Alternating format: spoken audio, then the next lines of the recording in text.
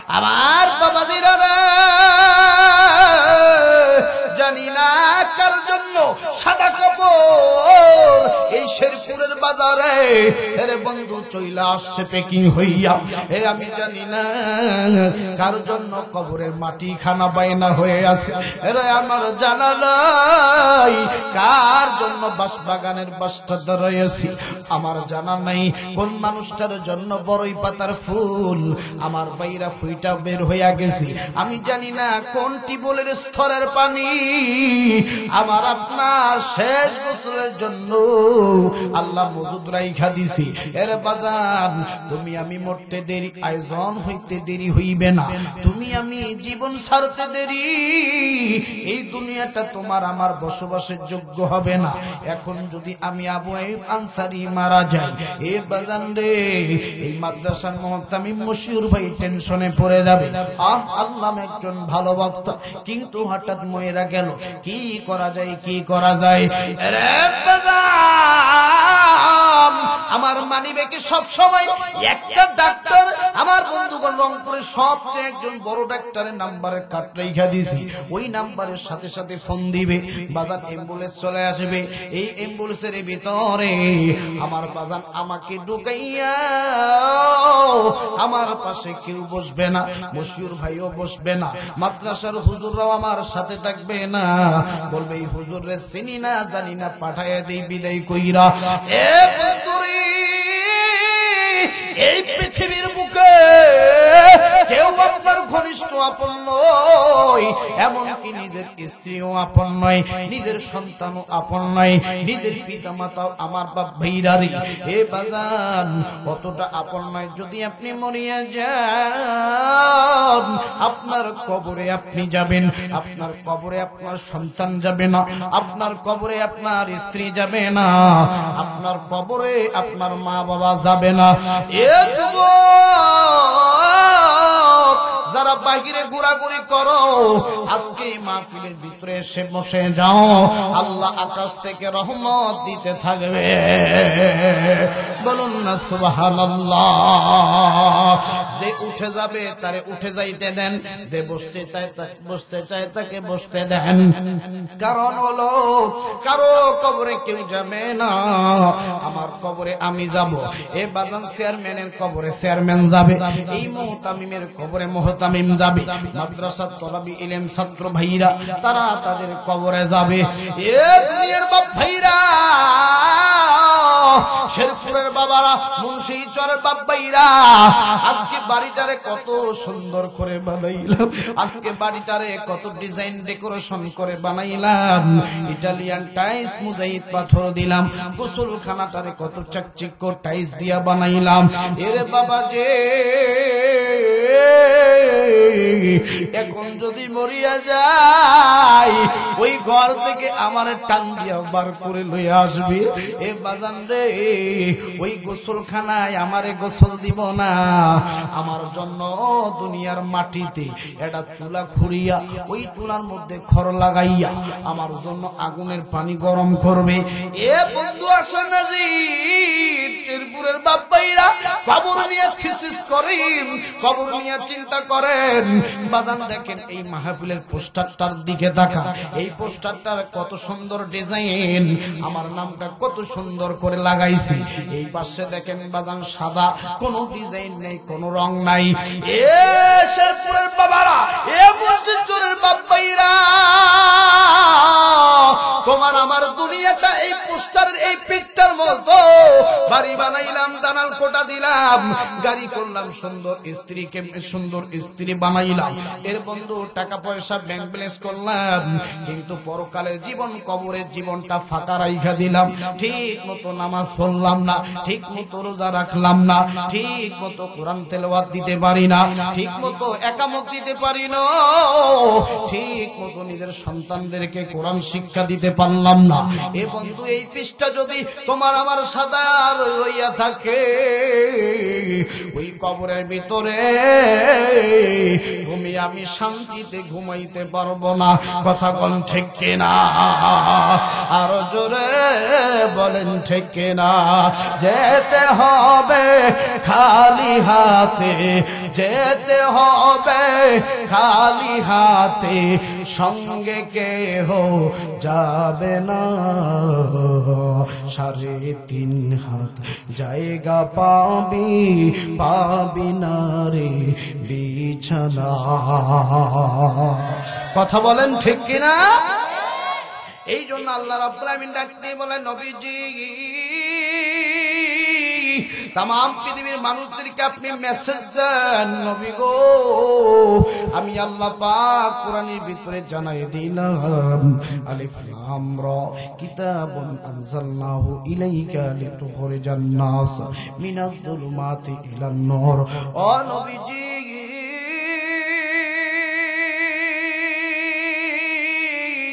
আমি আল্লাহ রাব্বুল আলামিন যেই কোরআনুল কারীম খানা এই পৃথিবীর মানুষের জন্য পাঠাইলাম, নবী গো আপনি বলে দেন মিনাজ যুলুমাত, যেই মানুষগুলো জুলুমাতের মধ্যে ঢুকে গেছে, জুলুমাতের মধ্যে প্রবেশ করেছে, যেই মানুষগুলো সুদ ঘুষ জেনা ব্যভিচার অন্যায় রাহাজানি খুন ধর্ষণ ইফটিজিং মামলা মোকদ্দমা জমিনের আইল ছাড়া বিভিন্ন অন্যায় কাজের সাথে যেই মানুষগুলো সম্পৃক্ত হয়ে গেছে, আমার আল্লাহ বলেন নবী গো এই মানুষগুলোকে ভালো বানার জন্য আমি আল্লাহ নূরুল নামক কোরআন দিছি। জোরে বলুন না সুবহানাল্লাহ। সমাধান চাও যদি জীবনে মরণে, ফিরে চাও খুঁজে নাও চোখ রাখো, ফিরে চাও খুঁজে নাও চোখ রাখো। এ বাণী সকলের নয় শুধু মুমিনের, যারাই চলবে মেনে ফল পাবে কোরআনের। করে বলো কিবা রাস্তে বলো, করে বলো কিবা রাস্তে বলো, অশান্তি দূর করে শান্তি আনে। সমাধান চাও যদি জীবনে মরণে, ফিরে চাও খুঁজে নাও চোখ রাখো, ফিরে চাও খুঁজে নাও চোখ রাখো। বাজান সাউন্ড কমতেছে কেন? ঠিক না? সাউন্ড কমলে তো হবে না, সাউন্ড ভালো দিতে হবে। গান বাজনায় যদি সাউন্ড ভালো থাকে মাহফিলে থাকবো না কেন? ঠিক কিনা? সাউন্ড ভালো লাগবে বাজান। ফিরে চাও খুঁজে নাও চোখ রাখো, ফিরে চাও খুঁজে নাও চোখ রাখো। একটু কালেমা পড়েন, লা ইলাহা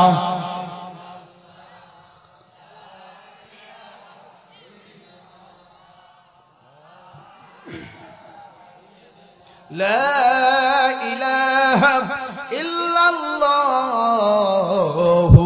মুহাম্মাদুর রাসূলুল্লাহ। জোরে বলুন না সাল্লাল্লাহু আলাইহি ওয়াসাল্লাম। তাহলে বাজান বলেন সমস্ত অন্যায় থেকে বাঁচাই দিতে পারে আল্লাহর কোরআন। কথা বলেন ঠিক কিনা? মানুষ যদি কোরআনটারে আঁকড়ে ধরে তাহলে সমস্ত পাপাচারিতা থেকে বাঁচাবেন কে? কিন্তু বর্তমান যুবকরা আমার ভাইরা ফ্রি ফায়ার পাবজি কে আটকে ধরছে। কথা বলেন ঠিক কিনা? খালি ফ্রি ফায়ার খেলে মার মার মার, কথা বলে পাবজি খেলতেছে, গান শুনতেছে, বুড়ারা নসিমরের গান শুনতেছে, মমতাজের গান শুনতেছে, লালন সার গান শুনতেছে। কথা বলেন ঠিক কিনা? আরো জোরে বলেন।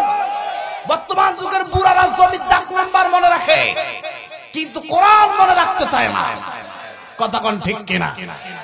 আমিন জমি মাপতেছে, কয় হ্যাঁ হ্যাঁ মোর এখানে এই এতটুকু দাগ আছে, কমলো হব না, আরে জোরে মাপ। কথা কোন ঠিক কিনা? বুড়ার ওই জায়গা ঠিক থাকে কিন্তু যখন সূরা ফাতিহা শুনতে চাইবেন 14টা ভুল বের হয়। কথা বলে আরো জোরে বলেন ঠিক কিনা? এই জন্য আসেন নে বাজান, যেহেতু আপনাদের এই কওমি মাদ্রাসা, এই মাদ্রাসার হুজুরদের সাথে মহব্বত রাখবেন।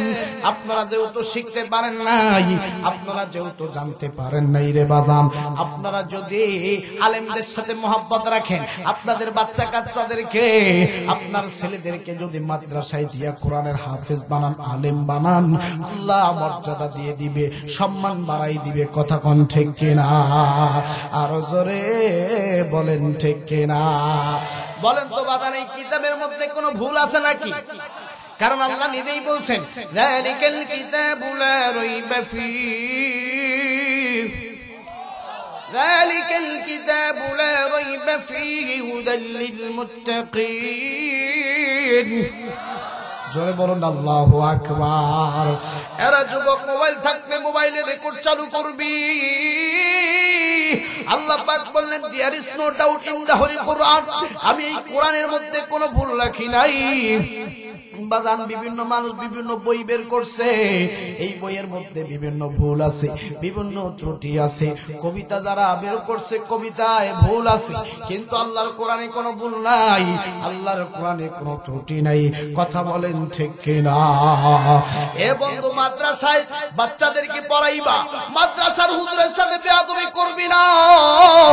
মাদ্রাসায় যদি তোমার সন্তানদেরকে দাও, এই সন্তানরা যদি মাদ্রাসার ভিতরে রাত 3টার পরে গুনগুন করে কোরআন তিলাওয়াত করে, আল্লাহ খুশি হইয়া যাবে। বাচ্চা যদি আপনার কবরের পাশে দাঁড়ায়, আমার বন্ধুগণ দুইটা চোখের পানি ছাড়িয়া আল্লাহুম্মা রাব্বির হামহুমা কামা রাব্বায়ানি সগীরা, এই দোয়াগুলো বারবার আল্লাহর কাছে করে, আপনার কবরের আযাব মাফ করে দিবেন কে? আরো জোরে বলুন, মাফ করে দিবেন কে? বাজানাদি এক কলেজ ইউনিভার্সিটির ছাত্র ভাইরা, সাংবাদিক ভাইরা, পুলিশ প্রশাসনের বাপ ভাইরা, কঠিন মনোযোগ দিয়ে কথাগুলো শোনা চাই। এই মাদ্রাসায় ইলম অর্জন করা, মাদ্রাসায় কোরআনের হাফেজ হওয়া বাদান সহজ কোনো কথা নয়। এই মাদ্রাসায় কোরআনের হাফেজ হইতে গেলে অনেক কষ্ট করা লাগে, অনেক পরিশ্রম করা লাগে, অনেক আল্লাহর কাছে সাহায্য চাওয়া লাগে। আমার দিকে তাকান বাজান, আমিও কিন্তু মাদ্রাসায় পড়ে কোরআনের হাফেজ হইছি বাজান, এমনি এমনি কোরআনের হাফেজ হই নাই। এমনও রাত গেছে, এমনও দিন গেছে, এরা বন্ধু সারা রাত জায়গা জায়গা আল্লাহর কোরআন আমি তেলাওয়াত করেছি। এমনও দিন গেছে রে, এ দিনের মধ্যে ভাত খাইতে পারি নাই। এমন ও দিন গেছে বাদাম তরকারি ছিল না, 2 টাকা 1 টাকা দামের চকলেট কিনে এনে চকলেট কামড় দিয়া ভাত খাইছে বাদাম। অনেক কষ্ট করে পড়ালেখা করিয়া আল্লাহ পাক আজকে এই চেয়ারে বসাইছি। আপনারাও যদি আপনাদের ছেলে মেয়েদেরকে, আমার বাজান ছেলেদেরকে কোরআনের হাফেজ আলেম বানান, আল্লাহ কিন্তু আপনাদের মর্যাদা বাড়াই দিবি। কথা বলেন ঠিক কিনা? আসেন বাজান রে, এই ভারতের দিল্লির একটা ঘটনা আমি আপনাদেরকে শোনাই দেই বাজান রে। এই কোরআনের হাফেজদেরকে ভালোবাসলে, কোরআনের মাদ্রাসার ছাত্রদেরকে মহব্বত করলি, আল্লাহ কেমন মর্যাদা দেয়, আল্লাহ কেমন দামটা বাড়ায়া দেয় বাজান রে। ভারতের দিল্লির একটা বড় জমিদার, এই জমিদারের একটা মাত্র ছেলে, এই ছেলেটা কিন্তু ভালো না। এই ছেলেটা প্রত্যেকটা দিন গাঞ্জা খায়, প্রত্যেকটা দিন হিরোইন খায়, প্রত্যেকটা দিন ফেন্সিডিল খায়। এরে বন্ধু খারাপ বন্ধু বান্ধবের সাথে আড্ডা দেয়। এই ছেলেটা নষ্ট হয়ে গেছে, এই ছেলেটা খারাপ হয়ে গেছে। এক গভীর রজনীতে বন্ধুদের সাথে মদ খাওয়ার জন্য বাড়ি থেকে বের হইয়া বাদাম রাস্তা দিয়ে যাইতেছি, যেতে যেতে দেখলেন বিশাল একটা কবরস্থান দেখা যায়। এই কবরস্থানের ভিতরে একটা ছোট্ট বাচ্চা, 7 থেকে 8 বছর বয়স, এই বাচ্চাটা কবরস্থানের পাশে বসিয়া 2টা নতুন কবর, কবরের মাটিগুলো মনে হয় এই মাত্র দিল, কবরে 2 জন ব্যক্তিকে রাখছে। এই কবরের মাটিগুলো নিয়ে এই বাচ্চা 2টা কান্দি, এই বাচ্চাটা কান্দি, 2টা কবর নিয়ে কান্দি আর ডাক দিয়ে বলেন, আল্লাহ গো, আমি বুঝি হাফেজ হইতে পারলাম না, আমি বুঝি আলেম হইতে পারবো না, আমি বুঝি আমার মা বাবার স্বপ্ন পূরণ করতে পারবো না। এই বলিয়া বাচ্চাটা কবরের ভিতরে, এর বাগান গোরস্থানের ভিতরে ওই 2টা কবরের মাটি নাড়ে আর গড়াগড়ি দিয়া কান্নাকাটি করে, বলে মা গো আমাকে সাইরা কই গেলা, বাবা গো আমারে সাইরা কই গেলা। ওই জমিদারের ছেলে গভীর রাতে ওই গুরুস্থানের পাশ দিয়া যায়, দরজা থেকে লক্ষ্য করে দেখে কে জানি রে কবরের ভিতরে গোরস্থানের ভিতরে কান্নাকাটি গো। জমিদারের ছেলে ডাক দিয়ে বলেন, বাবা গো তুমি কেন কান্নাকাটি করতেছো, কারণটা কি জানবার চাই? ডাক দিয়ে বললেন, আঙ্কেল চাচাজি আমি তো আপনার চিনতে পারছি, আপনি দিল্লির জমিদারের ছেলে ঠিক না? বললো হ্যাঁ বাবা ঠিক। বাবা তুমি এই জায়গায় এত রাতে কান্নাকাটি করো, কারণটা কি? ডাক দিয়ে বলেন, চাচু গো চাচু আমি কান্না করতেছি, কারণটা হইল আমার মা আমার বাবা আমারে হাফেজ বানাইতে চাইছে, আমারে আলেম বানাইতে চাইছে। চাচু হঠাৎ বাড়িতে আগুন লাইগা আমার মা বাবা দুই জুড়ি আগুনে পুইরা হয়ে গেছে। চাচু গো বাড়িতে কোনো কিছু নাই, আমার সব থেকে বড় সম্পদ আমি আমার মারে হারাইছি, বাবারে হারাইছি। এ বাজান যার মা নাই তার মতো বড় দুঃখী আর কেউ নেই, যার বাবা নাই রে তার মতো বড় দুঃখী আর কেউ নেই। এই মাদ্রাসার মধ্যে এমন বাচ্চা আছে রে মা নাই বাবা নাই। ওই মাদ্রাসার ছাত্ররা যখন দেখি অন্য মাদ্রাস অন্য ছেলের বাবা মুড়ি নিয়ে আসে, খাবার নিয়ে আসে, যখন হাতে দেয় বাবা সন্তানের গালে একটা চুম্বন এঁকে দেয়। বাবাজি এই দৃশ্য দেখে ওই এতিম ছেলেটা বুকটা ফুপিয়ে ফুপিয়ে কান্দে, আল্লাহকে বলে, আল্লাহ গো আজ যদি আমার বাবা পয়সা থাকতো আমার বাবা ওই সেইভাবে আমার চুম্বন দিয়ে দিত। যারা এতিমদের দুঃখ এতিম ছাড়া বুঝবে না, এতিমদের দুঃখ যার বাবা আছে মা আছে সে কিন্তু বুঝবে। যেদিন মা নামক নিয়ামত হারাবি যুবক, ওই দিন বুঝতে পারবি কোন নিয়ামতটা বাড়ি থেকে বিদায় দিছরি। যেদিন বাবা নামক নিয়ামত হারাইবে ওই দিন বুঝবি কি নিয়ামতটা বাড়ি থেকে বিদায় দিছ। এরা যুবক সম্পত্তি হারাইলে সম্পত্তি পাওয়া যায়, জমি হারাইলে জমি পাওয়া যায় রে যুবক। কিন্তু যেদিন মা হারায় যাবি রে মারে খুঁজে পাবি না। মারে কষ্ট দিয়ে যদি যুবক 10 তলা বিল্ডিং বানাও, 20 তলা বিল্ডিং বানাও যুবক রে, ওই বাড়ির মধ্যে কোনো বরকত থাকবে না। এজন্য যুবক মারে কষ্ট দিবি না। কোন যুবকটা জানি মারে আলাদা করছ, বউ লই আরামে ঘুমাও, জাজিমের উপরে ঘুমাও, লেপ গায়ে দিয়ে ঘুমাও, মা সিরায় একটা কম্বল গায়ে দিয়ে শুয়ে থাকে আর আল্লাহরে ডাক দেয়া বলে, আল্লাহ আমি মা যদি মইরাও যাই শীতের দিনে, আল্লাহ আমার সন্তানটারে কষ্ট রাইখো না। মা কি জিনিস, মার ভিতরে কত দয়া তুই সন্তান হিসেবে বুঝবি না।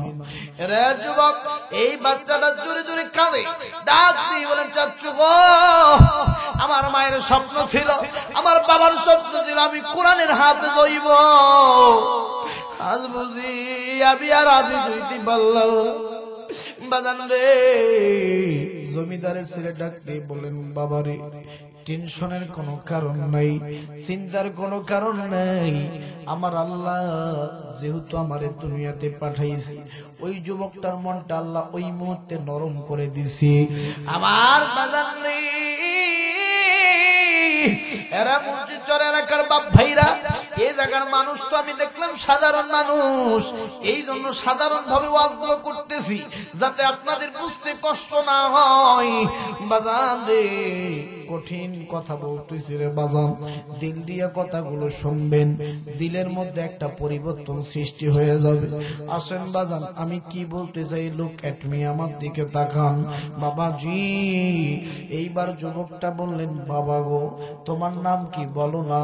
বললেন, চাচু আমার নাম আব্দুর রহমান। বললেন, বাবা তুমি টেনশন করো না, আমি তোমারে মাদ্রাসায় ভর্তি করে দিব, আজ থেকে আমি তোমার দায়িত্ব নিলাম। আমার বাজান রে, এই টানকাছার নুরুল উলুম নুরানী হাফিজিয়া মাদ্রাসা একটা ছাত্র পড়ার দায়িত্ব যদি নিতে পারো, একটা ছাত্রের পিছনে যদি 1 টাকা খরচ করতে পারো বাজান রে, আল্লাহ যদি ওই তলাবি ইলম ছাত্রটার উপরে রাজি খুশি হইয়া যায়, কিয়ামতের ময়দানে ওই ছেলেটা যদি জান্নাতে যায়, ওই ছেলেটা কিন্তু আগে আপনারে খুঁজবে। কথা বলেন ঠিক কিনা? আর একটু আওয়াজ দিয়ে বলেন ঠিক কিনা? কারণ এই কোরআন নাজিল করেছেন আমার আল্লাহ, আর এই কোরআনের হেফাজতকারীকে জোরে বলেন না খে আল্লাহ বলেন ইন্না নাহনু নাযালনা যিকরা ওয়া ইন্না লাহু লাহাফিজুন। আল্লাহু আকবার বলেন।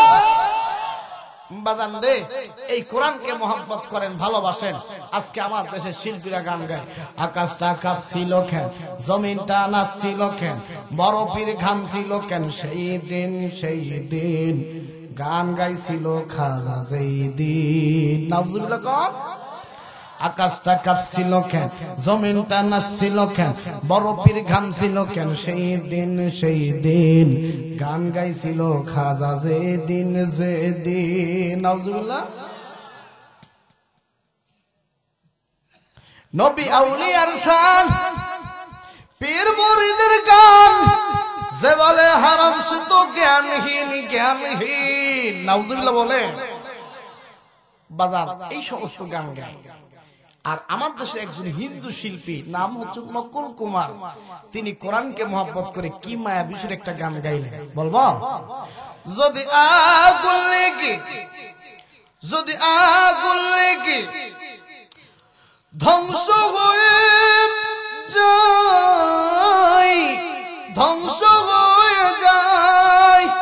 যদি আগুন লেগে ধ্বংস হয়ে যায় পৃথিবীর সব বইয়ের দোকান, তবু বিশ্ব থেকে হারাবে না পবিত্র কোরআন, তবু বিশ্ব থেকে হারাবে না পবিত্র কোরআন। ঠিক না?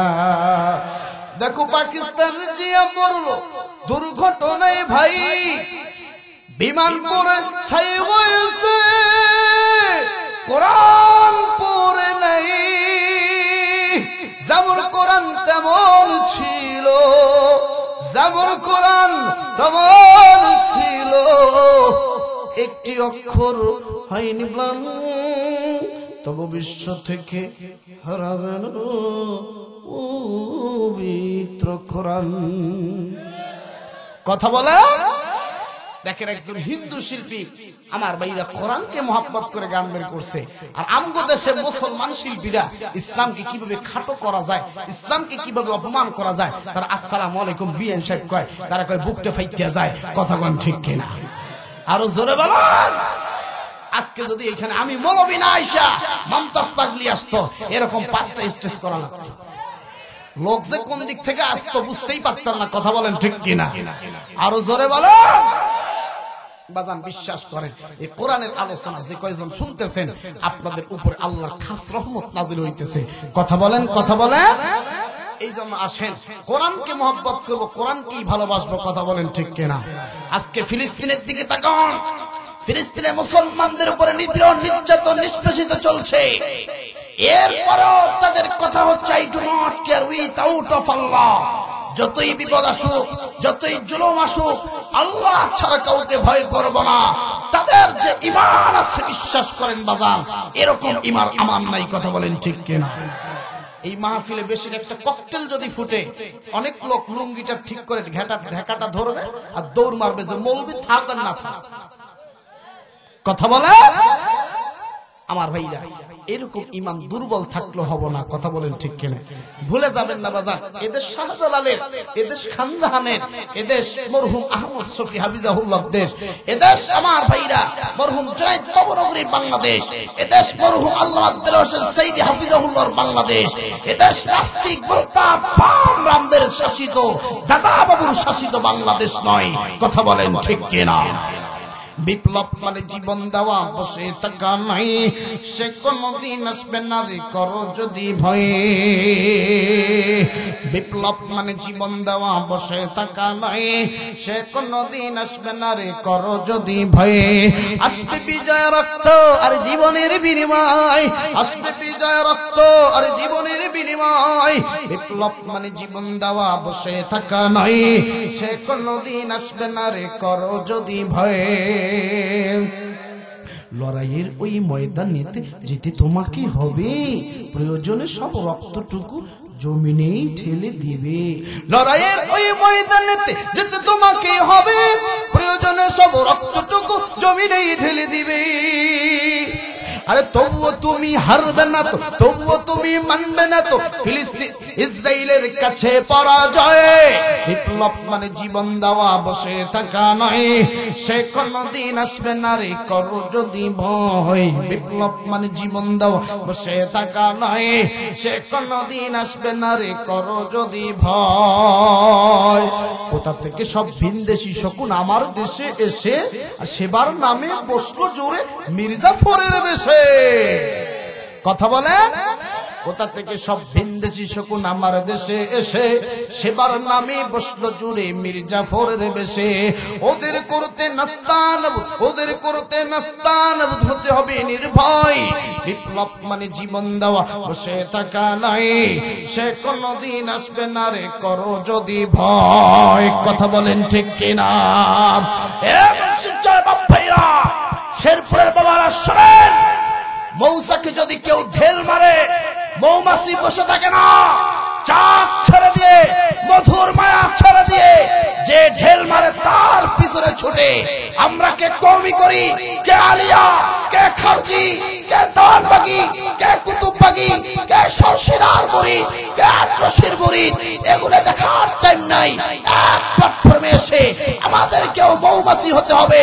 ইসলাম নামক মৌসা, কোরআন নামক মৌসাকে যারা ঢেল পাথর মারবে, আমরাও তাদেরকে মৌমাছির মতো আক্রমণ করব। বেঁচে থাকার সুযোগ দেওয়া যাবে না, যাবে না। কথা বলেন ঠিক কিনা? আমি কি বাড়িয়ে বলেছি? It is not political state, I am not political person. এটা রাজনৈতিক মঞ্চ নয়, আমি রাজনৈতিক দলের কোন বক্তা। যা বলছি সত্য কথা, হক কথা। কথা বলেন ঠিক কিনা? কারণ ইহুদি খ্রিস্টানদের দালালি এদেশে চলবে। জোরে বলেন চলবে। বাদান নে আমার হাসির খোরাক দিচ্ছি না, আমার বাদান রক্ত গরম করাও বক্তব্য দিচ্ছি না, যেহেতু বাদান বর্তমান প্রেক্ষাপট অনুযায়ী।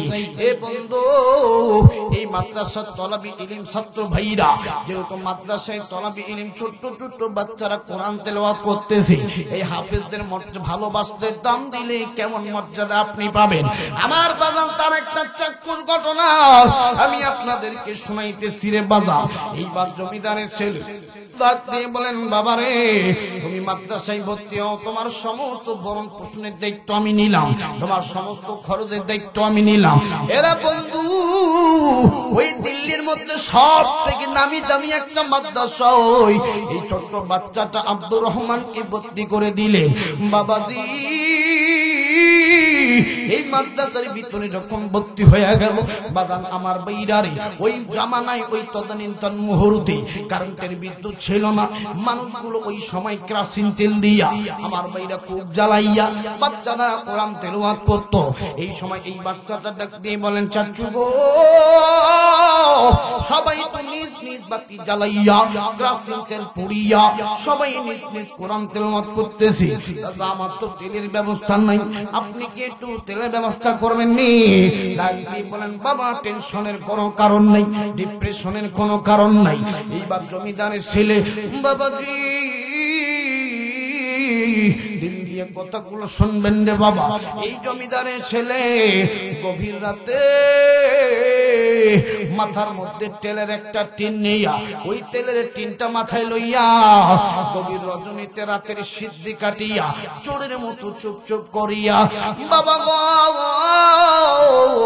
ওই দিল্লির মাদ্রাসায় গিয়া হুজুরের সাথে মুসাফা করে ডাক দিয়ে বলেন, হুজুর হুজুর যতগুলো তেল লাগবে আপনি শুধু আমাকে বলবেন, আপনি শুধু আমার মাথায় একটু ঢুকায় দিবেন, আমি তেলের ব্যবস্থা করে দিব। আমি কিন্তু আজ থেকে নেশা, মদবাজি, আড্ডাবাজি, জুয়াবাজি, তাপসবাজি, বন্ধুদের সাথে আড্ডা, কিশোর গ্যাংয়ের সাথে লিপ্ত হইয়া অনেকে মেয়েদের ইজ্জত নষ্ট করছি। হুজুর আজ থেকে আমি গুনাহ করব না, আমি আজ থেকে তওবা করছি। হুজুর আমি আপনারে কথা দিলাম যত পরিমাণ তেল লাগবে আমি চুপ করে এসে আপনারে দিয়ে যাব। আরে বাজান, কেন মাদ্রাসা ছাত্রদেরকে ভালোবাসবেন না? এ যুবক ভাইরা, তুমি আমি যখন রাস্তা দিয়ে হাঁটি আমার পায়ের নিচে মাটি থাকে, কিন্তু মাদ্রাসার তলবে ইলম ছাত্র ভাইরা এ কোরআন তেলাওয়াত করিয়া গুনগুন করিয়া রাস্তা দিয়ে যখন হাইটা যায়, আল্লাহ ডাকতে বলেন ফেরেশতারা রে, তোর নূরের পাখাগুলি ওই হাফিজে কোরআনদের ছাত্রদের পায়ের নিচে বিলায়া দাও, বিছায়া দাও। জোরে বলুন আল্লাহু আকবার। এই জন্য বাজান আসেন, আসে একটা কোরআনের হাফেজ বাবা যদি হইতে পারেন, কিয়ামতের ময়দানে আল্লাহ পাক দাম বাড়াই দিবে। এর মা বোনেরা, তোমরাও যদি কোরআনের হাফেজের বা মা হইতে পারো, আল্লাহ কিন্তু তোমাদেরকে দাম বাড়াই দিবে। একটু পরে একটা মায়ের কাহিনী আপনাদেরকে বলবো। আসেন বাজান রে, এই কথাটা আমি আপনাদেরকে আগে শোনায়ালো। এইবার জমিদারের ছেলে হঠাৎ করে একদিন মারা গেল।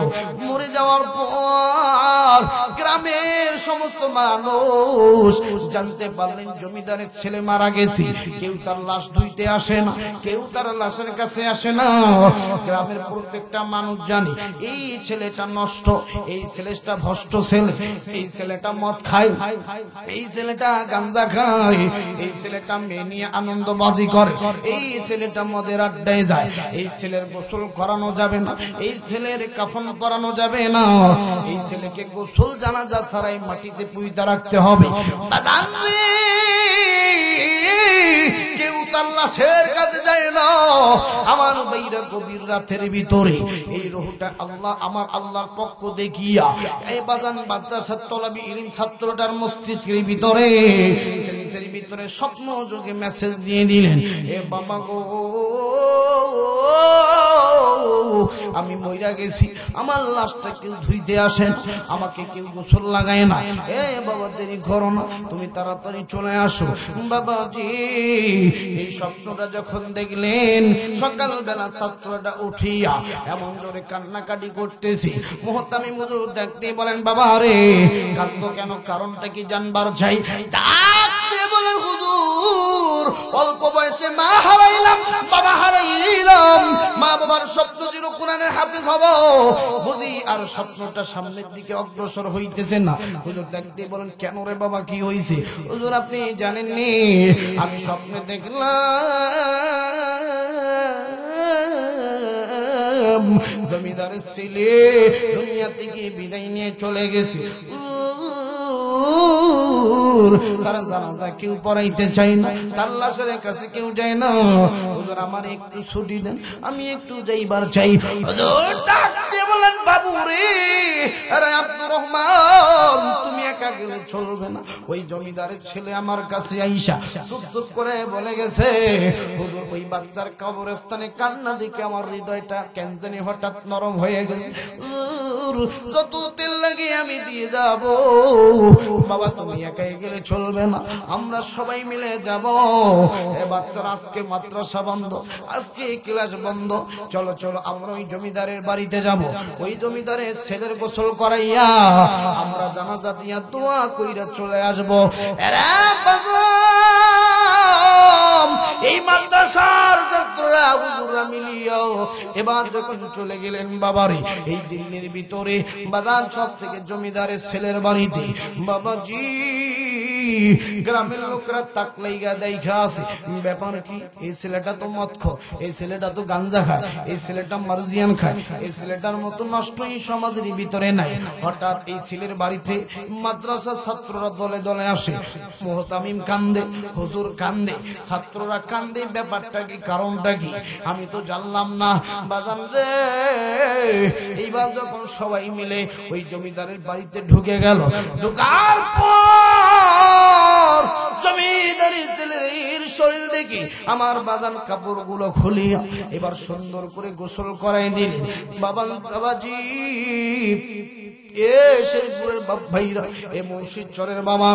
একটা কথা মনোযোগ দিয়ে শোনো, তুমি আমি যেদিন মারা যাব আমার শরীর থেকে শুধু রুহটা বের হয়ে যাবে। আরে হাত তো মারা যায় নাই, চোখ তো চোখের জায়গায়, কান তো কানের জায়গায়, মুখ তো মুখের জায়গায়। মুখ নড়ে না কেন? চোখ দেখে না কেন? কান নিঃশ্বাস নিচ্ছে না কেন? সব পার্টস গুলো তো ঠিক আছে, সব পার্টস গুলো তো ঠিকই চলছে, ঠিক রয়েছে। নাই কি? রুহটা নাই, আত্মাটা নাই, তোমার দেহের কোনো দাম নাই। বাবাজি মশা পড়লো, মশা দাঁড়াইতে পারবো না। আজকে রুহটা আছে বলে যৌবনটা খারাপ কাজায় ব্যবহার করো, রুহটা আছে বলে মুখটা দিয়ে মানুষকে গালি দাও, রুহটা আছে বলে যুবক চোখ দিয়ে পর্নোগ্রাফি দেখো, রাত 3টার পরে নেগেটিভ ছবি দেখো। এই চোখগুলো রুহটা আছে বলে আজকে কলম দিয়ে কোটি কোটি টাকা খোসা দিয়ে আত্মসাৎ করো। রুহটা আছে বলে আমার বাজান জমিনের আইলটা আস্তে করে একটু বেশি কাইটা আগায় নাও। রুহটা আছে বলে আজকে সুদ খাইতেছো, রুহটা আছে বলে আজকে ঘুষ খাইতেছো। বাজান ছাড়ের কোনো সুযোগ নেই।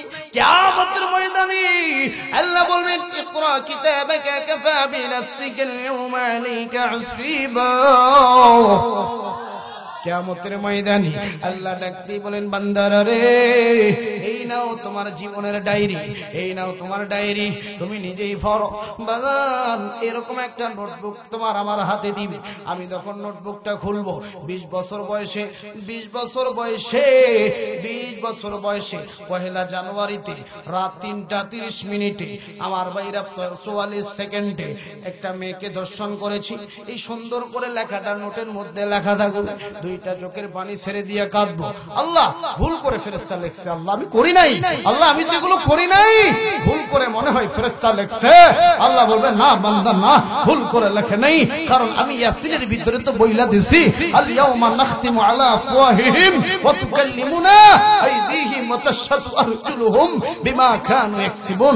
বান্দা তুমি যখন বলবা আমি 20 বছর বয়সে গুনাহটা করি নাই, আমি 30 বছর বয়সে একটা বুড়ারে থাপ্পড় দেই নাই, 40 বছর বয়সে আমি মানুষের অধিকার হরণ করে মানুষের উপরে জুলুম করছি, আমি যখন নিজে নিজে এগুলো বলবো যে আল্লাহ আমি তো এগুলো করি নাই, আল্লাহ বলবে বান্দা তাহলে শোন, তোর মুখটা বন্ধ করে দিচ্ছি, তোর হাতের জবান খুলে দিচ্ছি, তোর হাত কি বলে মনোযোগ দিয়ে শোন, তোর চোখ কি বলে শোন, তোর পা কি বলে শোন।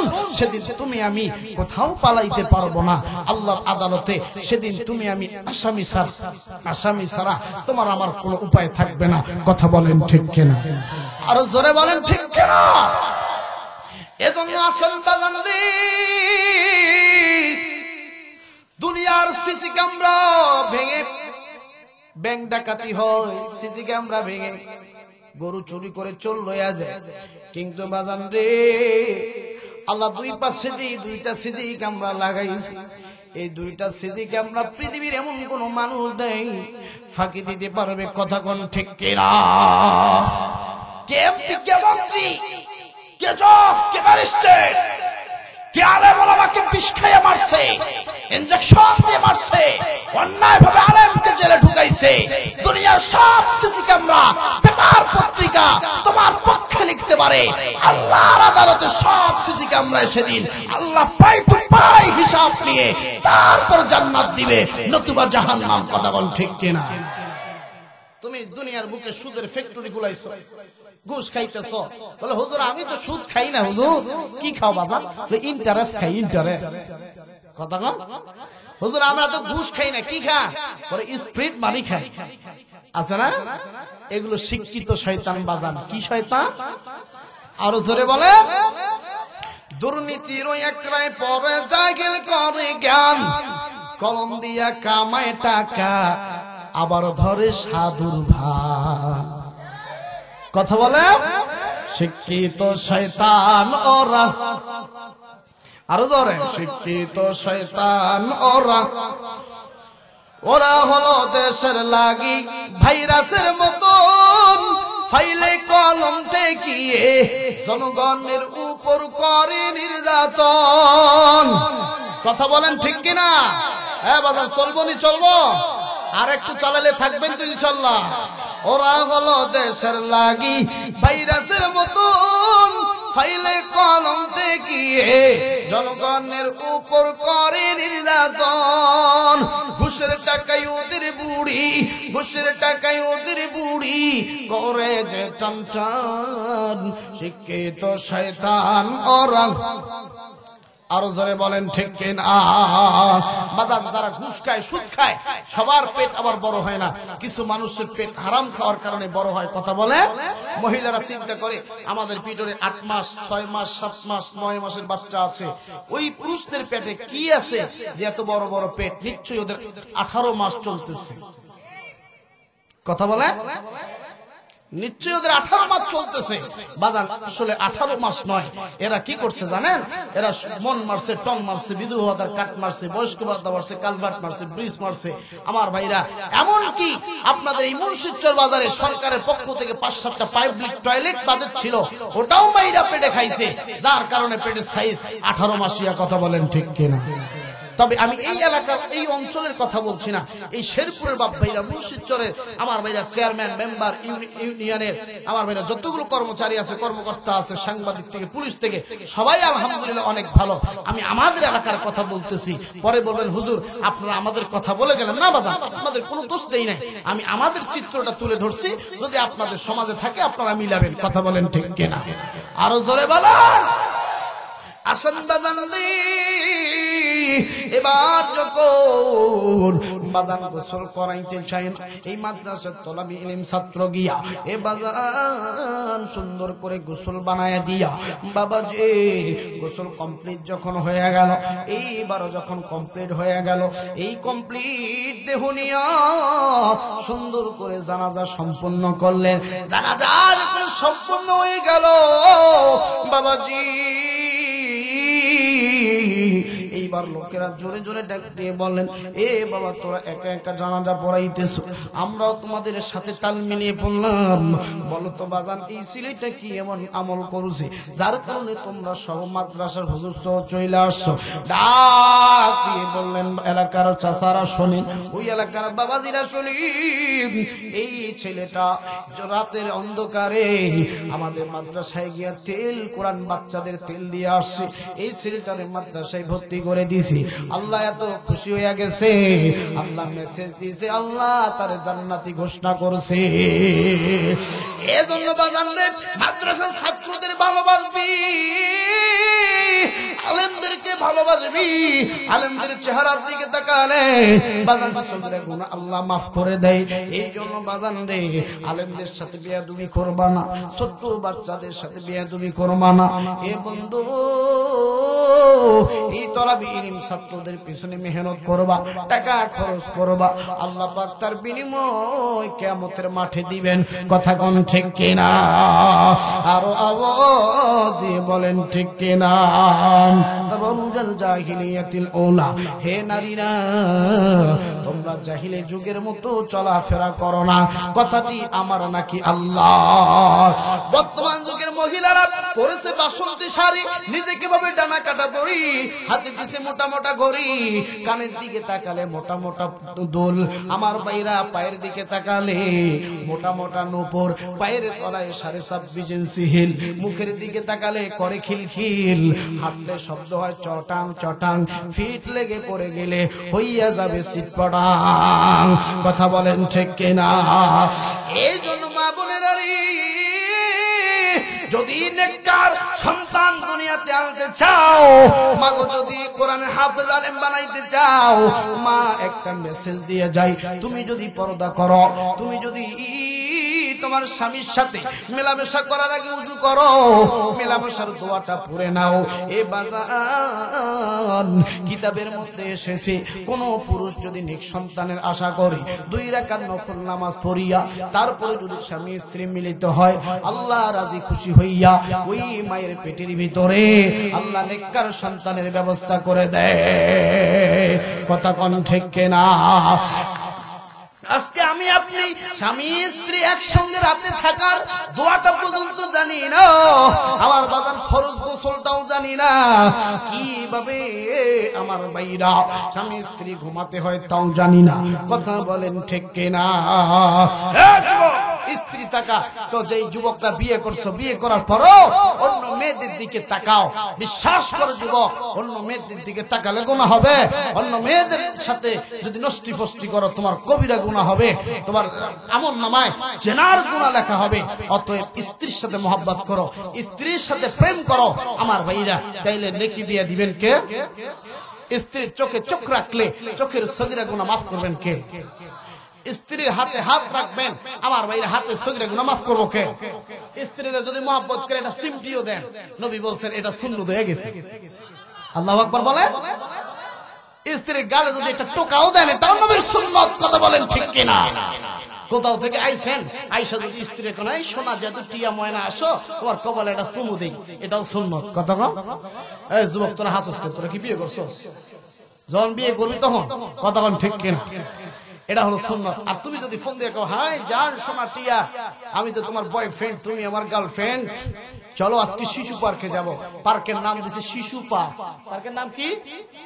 কিন্তু বিশ্বাস করেন বাজান, ওখানে শিশু পাওয়া যায় না, সব শিশুর মা খালা চাচিরা বসে আছে। কথা বলে শিশুর মারা বসে আছে আর বাদাম ফাটায়, বাদাম একটা করে ছেলে টানায় কয় হাই মগি খাও। মগি আবার বাদাম ফাটায় কয় মগা কয় তুমিও খাও। কথা বলে আছে না নাই? যুবক, এটা অবৈধ প্রেম, এটার মধ্যে শান্তি নাই, এটার মধ্যে কোনো মজা নাই, কোনো তৃপ্তি নাই। এ যুবক, তুমি যতই একটা মেয়ের সাথে গভীর সম্পর্ক করো, কিন্তু যুবক বিশ্বাস করো 2 বছর 3 বছর পর ব্রেকআপ হয়ে যায়, আর সম্পর্ক ঠিক থাকে না।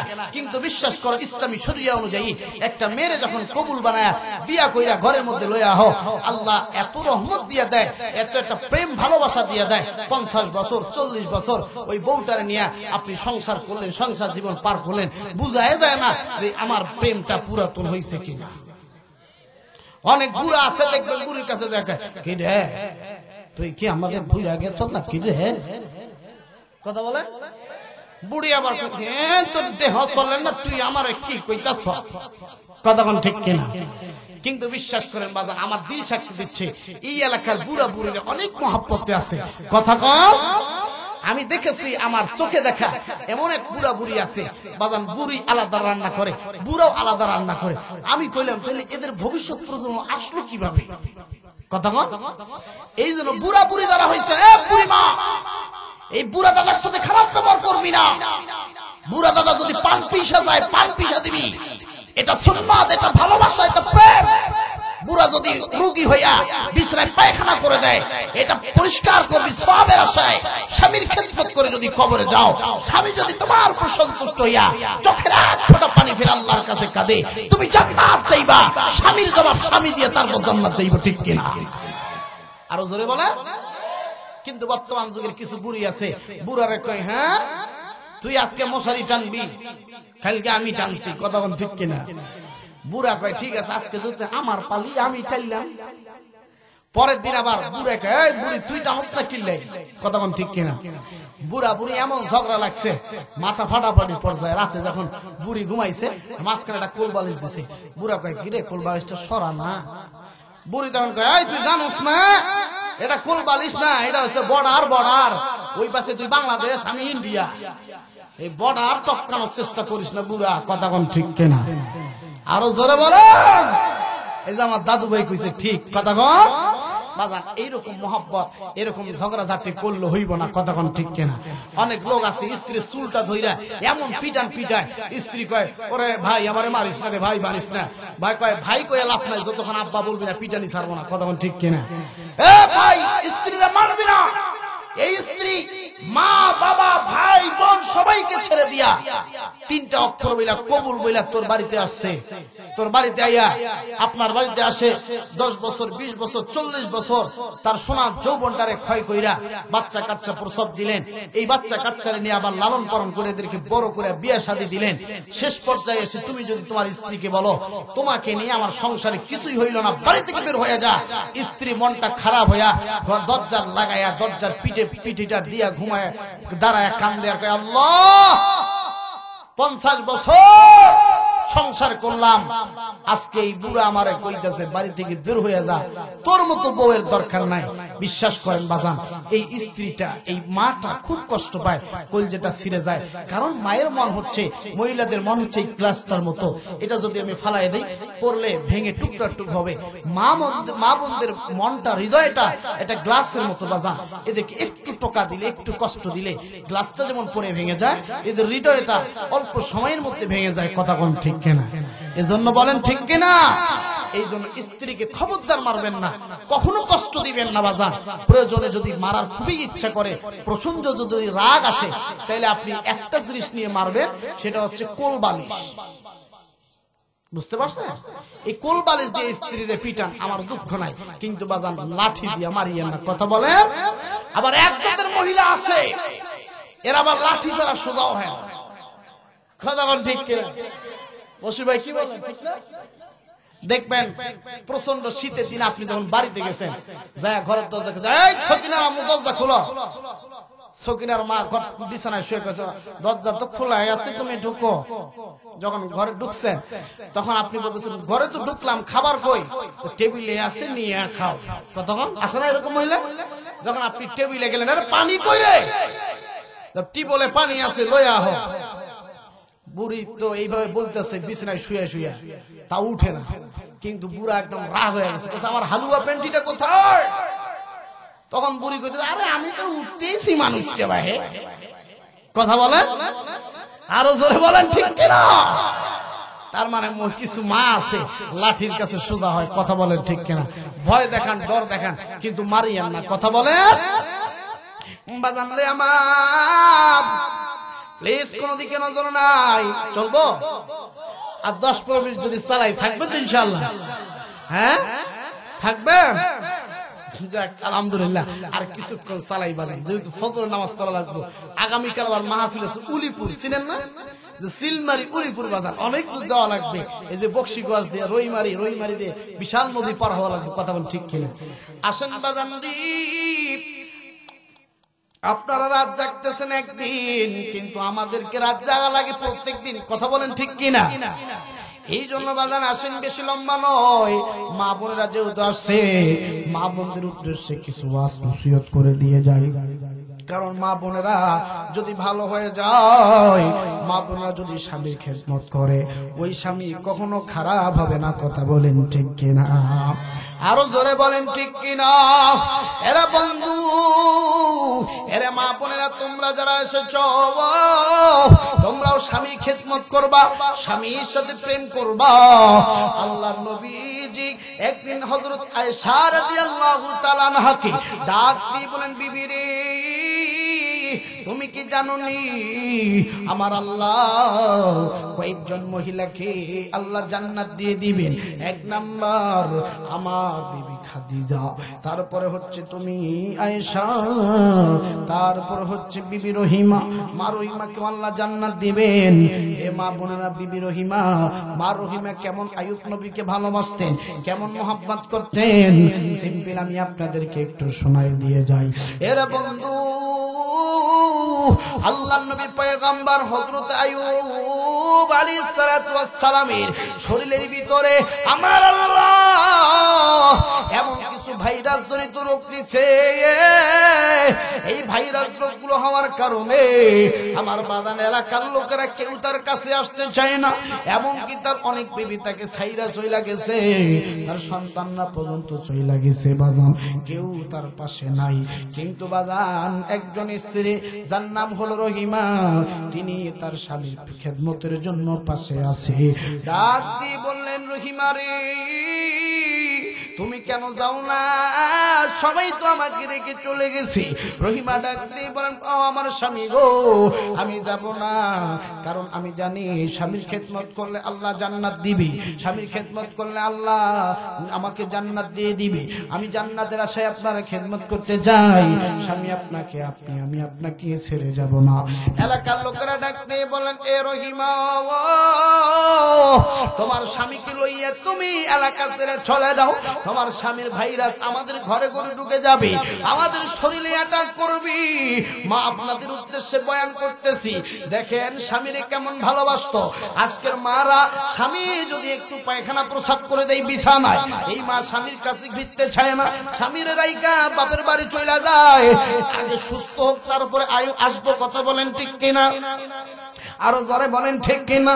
মা এটা কিন্তু খিদমত নয়, এটা হলো স্বার্থপরের মতো। আসেন দেখেন বিবি রহিমা, আমার মা রহিমা কেমন নবীকে পয়গম্বর আইয়ুব আলাইহিস সালামকে ভালোবাসতেন। বাজান এটা বলিয়া আমি আপনাদেরকে একটা মূল পয়েন্টে নিয়ে যাব। এরা বন্ধু আইয়ুব পয়গম্বরকে লইয়া এ বাজানরি কোলে করে লইয়া বাড়ি এলাকা ছাড়িয়া রাস্তা দিয়ে যাইতেছে। রাস্তার মধ্যে বৈশা পড়লেন। এরে বন্ধু রাস্তার পথিকেরা রাস্তা দিয়া যায়, ডাক দিয়ে বলেন রহিমারি রাস্তা থেকে সরে যাও, তোমার আইয়ুবের শরীর থেকে পচা গন্ধ আসে, আমরা রাস্তা দিয়ে যাইতে পারি না, এই জায়গা থেকে চলে যাও। এইবার রহিমা স্বামীকে লইয়া জঙ্গলের ভিতরে চলে গেলেন। এরে বন্ধু জঙ্গলের ভিতরে যাওয়ার পর ওই জঙ্গলের একটা ময়লার স্তূপের পাশে বাজার একটা সুন্দর তাঁবু টানালেন। এই তাঁবুর ভিতরে স্বামীকে রাইখা এ বন্ধু বিবি রহিমা মা রহিমা এরে বন্ধু 2 রাকাত নফল নামাজ পড়িয়া আল্লাহর কাছে দোয়া করে বলেন, আল্লাহ গো আমি যেন আমার স্বামীর খিদমত করতে পারি, আমার স্বামীর সাথে যেন আমার কোনো বেয়াদবি না হয়ে যায়, আল্লাহ স্বামীর খিদমত করার তৌফিক দাও। এই দোয়া করিয়া আমার রহিমা এ বন্ধু আইয়ুব পয়গম্বরকে আমার বাইরা তাঁবুর ভিতরে রাইখা এই রহিমা চলে গেছেন এলাকার ভিতরে। যাওয়ার পরে ডাক দিয়ে বলেন, কেউ আসুরি আমারে কামলা নিবা, আমি কাজ করব, বিনিময়ে আমারে একটু জব দিবা, একটু আটা দিবা। এর বন্ধু এই মা রহিমা এর বাজান মানুষের বাড়িতে কাজ করিয়া সন্ধ্যাবেলা একটু আটার টোপলা লইয়া এর বাজান চলে আসছেন ওই তাঁবুর ভিতরে। আসার পরে সুন্দর করে হালুয়া বানাইয়া এর বাজান হালুয়া বানানোর পর এই হালুয়া একটা চামচের মধ্যে লইয়া আইয়ুব পয়গম্বরকে আমার বাজান মুখের মধ্যে যখন ঢুকাইয়া দেয়, চামচে তো স্টিলের চামচ, এই চামচ যখন দাঁতের মধ্যে লাগছে, কারণ দাঁতের গোড়ার মধ্যে বাজান পোকা ধরেছে। বাজান রে কেমন পরীক্ষা আল্লাহ আইয়ুব আলাইহিস সালামের উপরে নিয়েছেন। এবার আইয়ুব পয়গম্বর ডাক দিয়ে বলেন, বিবিরি চামচ দিয়ে তুমি আমার মুখে দিতেছো, আমার আর মুখটা ব্যথা করতেছে। আমার বাজান রে এই স্বামীর কষ্ট দেখিয়া আস্তে করে চামচটা মুখ থেকে বের করিয়া এবার হাত দিয়া যখন খাওয়াইতে গেলেন, বাজান হাতের নখগুলো হাতের এই শক্ত স্কিনটা বাজান যখন মুখের মধ্যে লাগে, আইয়ুব পয়গম্বর ডাক দিয়ে বলেন, বিবি রে তুই যে আমারে খাওয়াইতেছো, আমার দাঁতের মধ্যে লাগতেছে, জিহ্বার মধ্যে লাগে, ঠোঁটের মধ্যে লাগে, আমি বুঝি খাইতে পারবো না।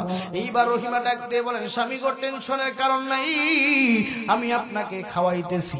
এইবার রহিমা আমার বন্ধুগণ হালুয়ার বাটিটা লইয়া মিষ্টির বাটিটা লইয়া নিজের জিহ্বাটা বের করিয়া জিহ্বার মাথা দিয়া একটু হালুয়া লাগাইয়া এইবার স্বামীকে বললেন, স্বামী গো আপনি মুখটা ফাঁকা করেন, আমি আমার জিহ্বা দিয়ে হালুয়া গুলো খাওয়াই দেই।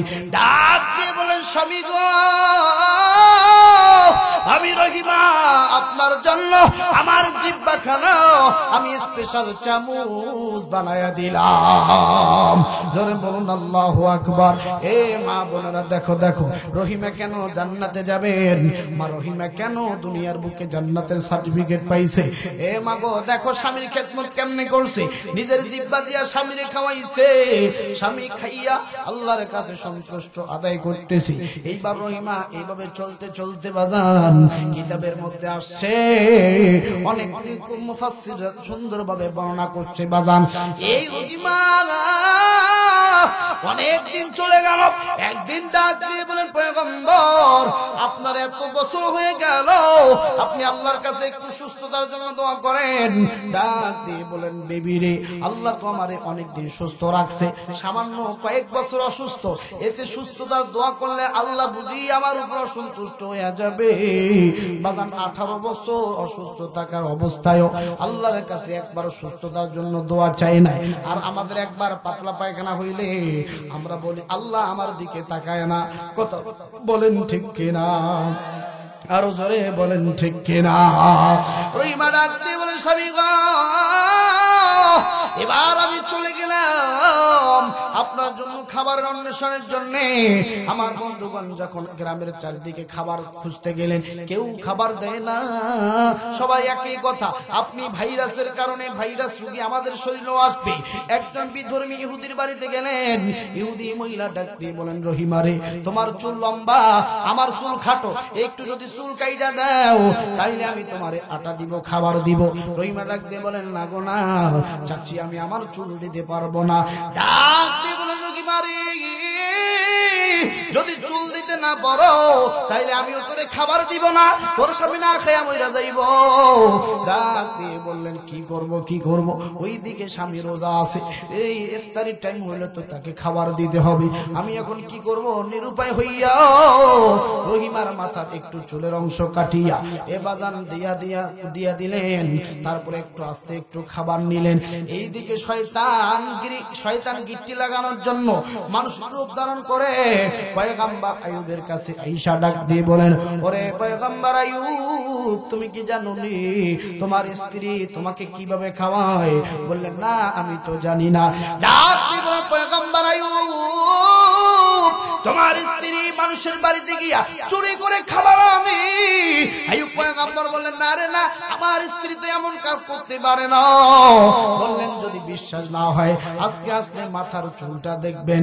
মাথার চুল কাইটা দিছে, ধরা পড়ছে, চুল কাইটা দিছে। এই কথা বলে শয়তান উদাও হয়ে গেছে। আইয়ুব নবী টেনশনে পড়ে গেলেন, কারণটা কি, ব্যাপারটা কি? আমার স্ত্রীর মানাকে চুরি করে আমারে খাওয়ায়, আজকে যদি আমি ঠিক ওই প্রমাণটা পাইয়া যাই, আমি আমার স্ত্রীকে সাথে রাখবো না, আমি ওর খাবার খাবো না। আইয়ুব পয়গম্বরের স্ত্রী রহিমা চলে আসলেন আইয়ুব পয়গম্বরের কাছে। ডাক দিয়ে বলেন, স্বামী গো, রোজার ইফতারিটা করে নাও। বললেন, বিবি রে আমার এই দিকে আসো। এ বাজান আইয়ুব নবী মাঝে মাঝে বিবির চুলটা লাঠি হিসেবে ব্যবহার করে দাঁড়ায়া যায়। এইবার বললেন, স্ত্রী রে তোর চুলটা একটু আগায়া দে, আমি একটু ধরে দাঁড়াইতে যাই। এবার বাজান চুলটা যখন আগায় দিছে, দেখলেন চুলের মাথাগুলো কাটা কাটা। আইয়ুব পয়গম্বর ডাক দিয়ে বলেন, বিবি রে আমার বুঝতে দেরি নাই, তুমি আমারে হারাম খাওয়াইতেছো, তুমি আমারে চুরি করে আনায় খাওয়াইতেছো। যাও যাও, তোমার খাবার আমি খাবো না, তোমার সাথে আমার আর কোনো যোগাযোগ নাই, আমার কাছ থেকে বেরিয়ে যাও, তোমার মতো বিবির দরকার নাই। আইয়ুব পয়গম্বরের কথা শুনিয়া বিবি দুইটা চোখের পানি ছেড়ে ডাক দিয়ে বলেন, আল্লাহ,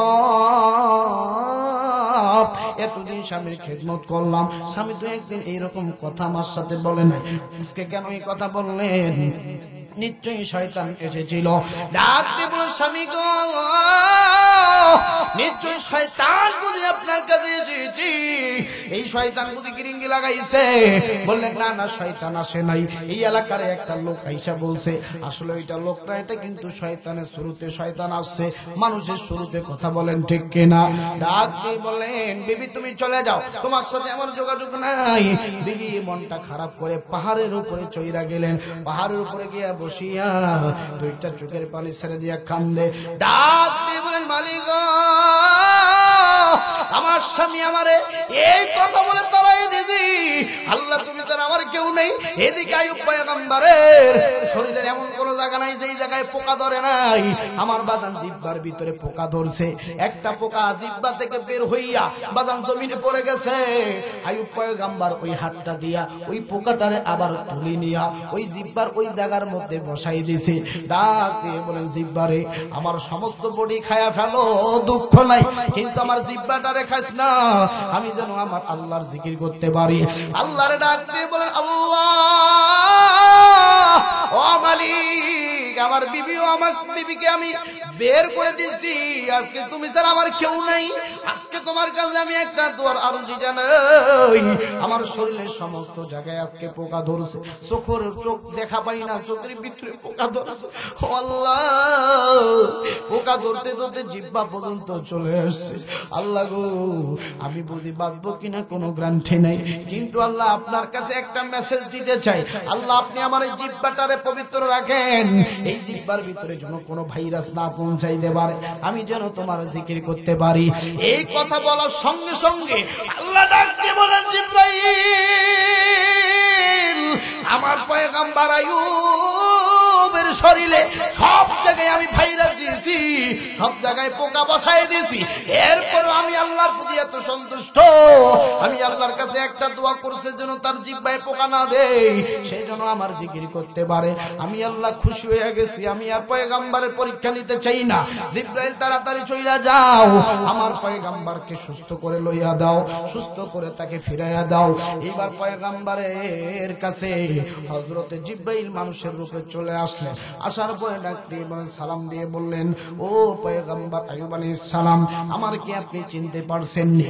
পয়গম্বর এবার আইয়ুব মনে মনে ভাবলেন, ওই তো কিছুক্ষণ আগে শয়তান এসে আমাদের স্ত্রী স্বামীর মধ্যে ফাটল সৃষ্টি করছে, এই বুঝি শয়তান আবার চলে আসছে।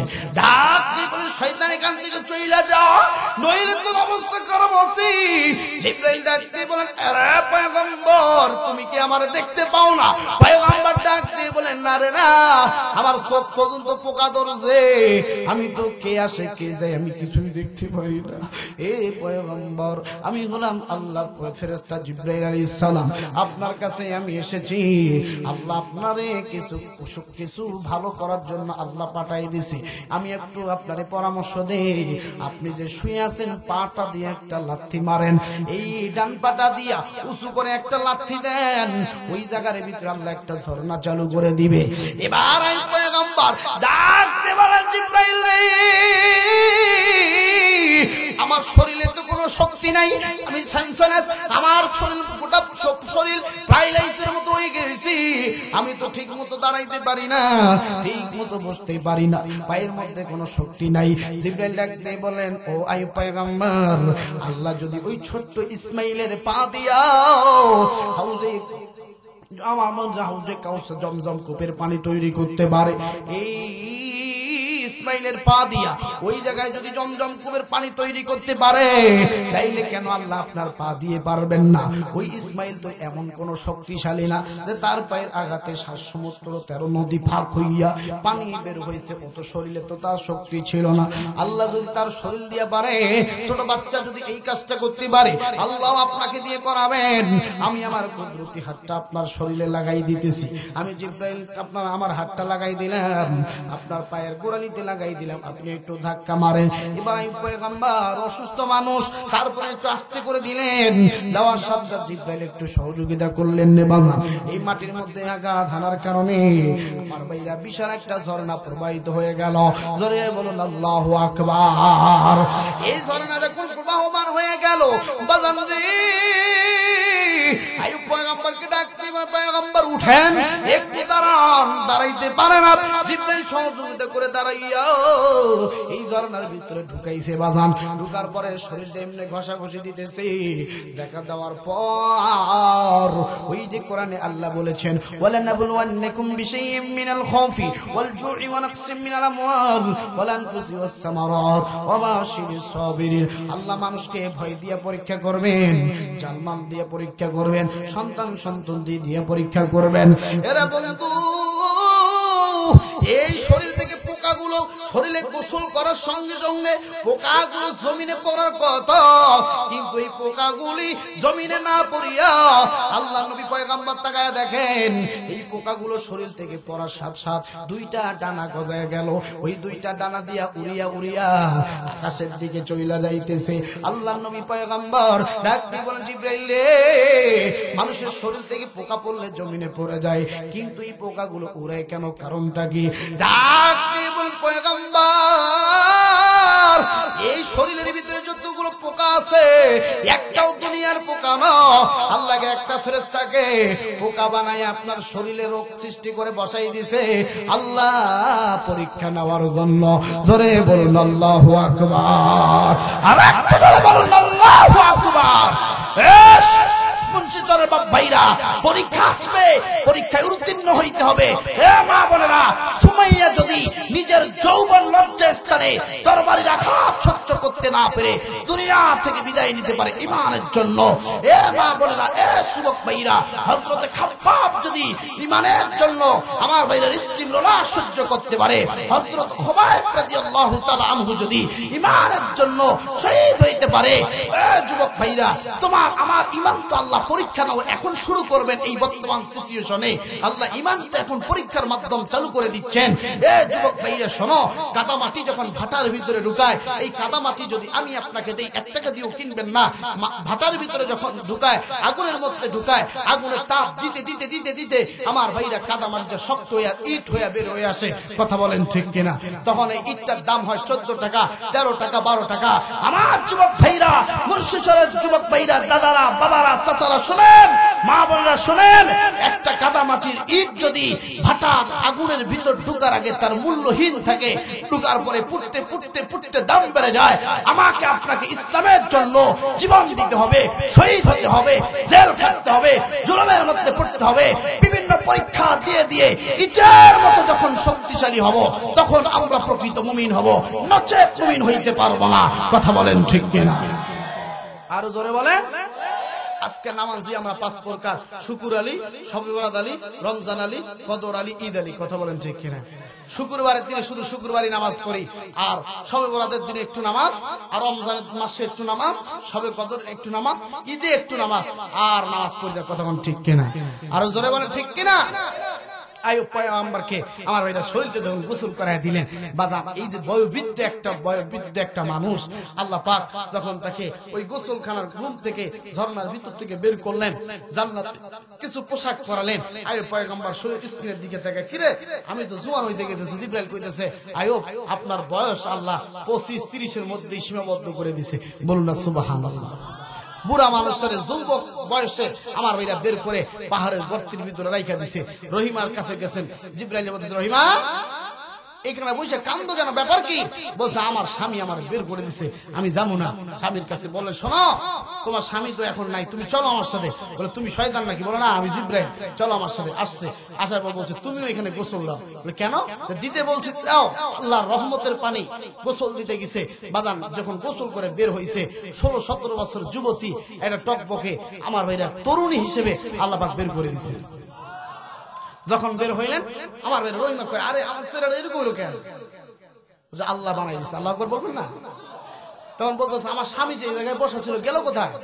এই কথা বলে জিবরাইল গায়েব হয়ে গেছে, জিবরাইল চলে গেছে আল্লাহর হুকুমে। এখন স্বামীরে খুঁজতে খুঁজতে একটা গুহার গর্তের ভিতরে ঢুকে দেখে একটা লোক বসে আছে, যে বলতেছে, আপনি কি আমার স্বামীরে দেখছেন নি? বলছে, কেন আপনার তোমার নাম কি? বলছে, আমার নাম হচ্ছে রহিমা। আরে আমি তো আইয়ুব। আল্লাহ আকবার বলবেন না? আপনার চেহারা মাশাআল্লাহ এত সুন্দর হইছে কেন? আল্লাহ বানাই দিছে। আল্লাহু আকবার বলবেন না?